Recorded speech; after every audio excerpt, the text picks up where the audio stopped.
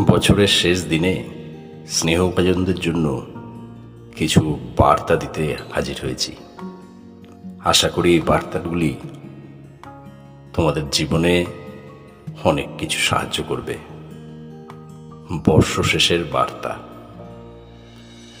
আমরা যখনই কারো কাছে ঠকে যাই, অপমানিত, অবহেলিত হই, চরম দুঃখ, কষ্ট, মানসিক যন্ত্রণার শিকার হই, তখন প্রায়শই বলে থাকি যে দুনিয়াতে আর কোনো ভালো মানুষ নেই, সব ছেলেমেয়েই খারাপ, সবাই সমান।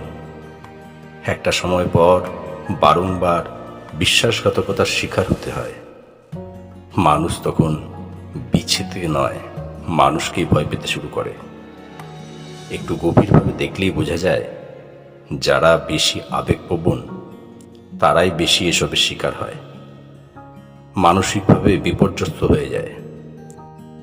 অনেকের পরিণতি হয় মৃত্যু। তখন একটাই প্রশ্ন, সবাই এত খারাপ কেন? আচ্ছা, সত্যি কি কোনো ভালো মানুষ আর নেই? এটার উত্তরে বলা যায়, অবশ্যই আছে, কিন্তু তারা নিজেদের ভালো মানসিকতার শাস্তি আগেই পেয়েছে। একসময় তারাও ঠকেছে, যন্ত্রণায় কাতরেছে, কেঁদেছে, যেমন এখন আমরা হচ্ছি।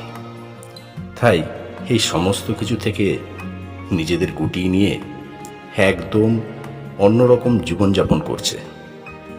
যে একাকিত্বের ভয়ে আমরা মানুষের সাথে জড়াই, সেই একাকিত্বকে তারা ওষুধ বানিয়ে উপভোগ করতে শিখে গিয়েছে।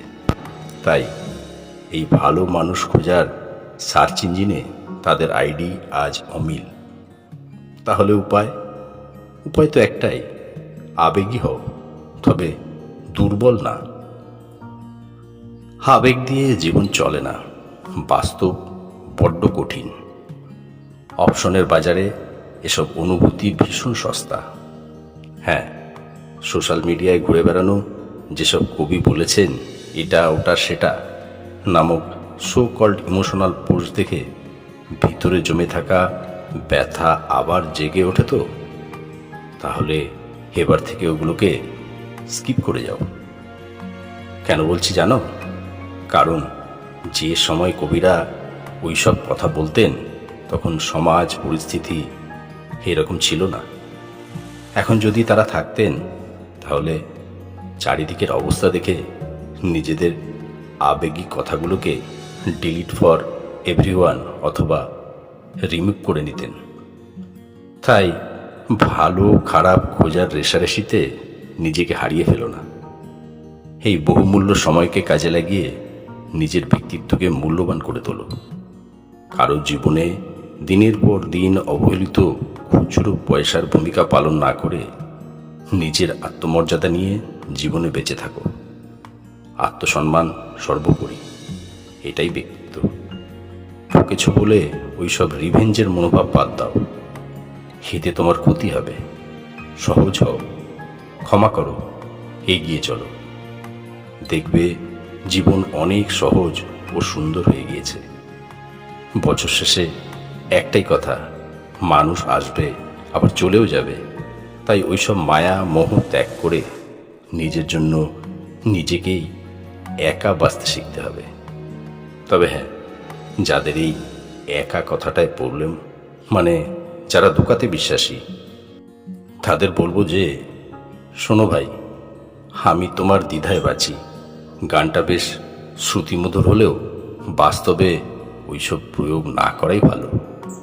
কারো দ্বিধায় না বেঁচে যে তোমার এবং তুমি তার বিষয়ে একদম নিশ্চিত, তার সাথেই বাঁচো। দেখবে জীবনের জটিলতা কিছুটা হলেও মিটেছে। মানসিক শান্তি সকলের ফার্স্ট প্রায়োরিটি। সুতরাং সেটার জন্য যা প্রয়োজন সেটাই করো। নিজেকে সব পরিস্থিতিতে দাঁড়িয়ে থাকার জন্য প্রস্তুত করো। হেরে গিয়ে মুখ লুকানো যাবে না। মরার আগে কিছুতেই মরমে মরবে না।